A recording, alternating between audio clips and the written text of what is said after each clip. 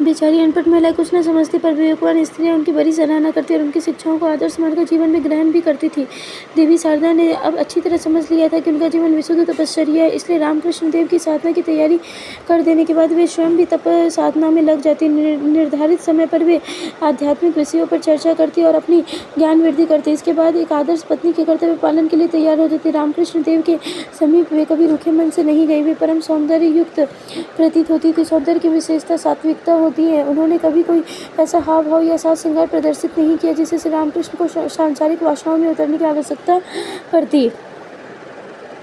वे स्वयं कहा करते थे, वह शारदा इतनी भली न होती और विवेक खोकर मुझ पर जबरदस्ती करती तो कौन कह सकता है कि मेरा संयम टूटकर मुझ में देवबुद्धि की प्रबलता न हो जाती। संयम साधना की निष्ठा वे पहले ही व्यक्त कर चुके थे। पत्नी के आध्यात्मिक उत्थान की आवश्यकता वे मृत्यु पर्यंत पूरी करते रहे। वे उन्हें भगवान के समीप लाने के लिए उपदेश भी करते थे और अपनी साधना की सूक्ष्म प्रकाश किरणों द्वारा उनके अंतर तत्व को भी उद्दीप्त करते रहते थे।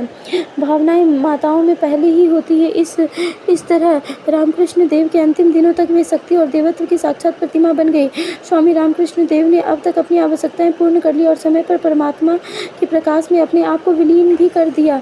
पर श्री मां ने उसके बाद भगवान के कार्य को अपने हाथ में संभाला। प्रारंभ के कुछ दिन बड़ी वेदना और उदासी में बीते। पति के देहावसान की विरह व्यथा उनके लिए असह्य उठी, इसलिए कुछ दिन के लिए उन्होंने वृंदावन, जगन्नाथपुरी आदि की तीर्थ यात्राएं पूरी कर ली। उससे चित्त काफी शांत हुआ। इस बीच यूरोप का महायुद्ध हुआ था। उसके कारण मानव समाज में ऐसे दुख बढ़ गए थे जिन्हें मातृत्व की छाया में ही शीतल किया जा सकता था। इसलिए श्री मां वेलूर में आ गई। यहाँ गुरु और माता दोनों के कर्तव्य का धैर्य और साहस के साथ पालन किया।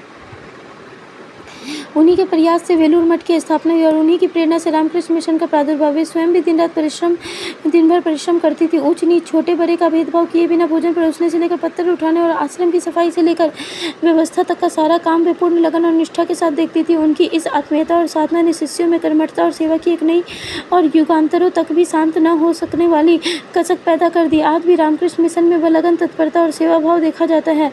वह सब मां शारदा के प्राणों का ही प्रकाश है। रामकृष्ण देव तो उसके मार्गदर्शक मात्र थे।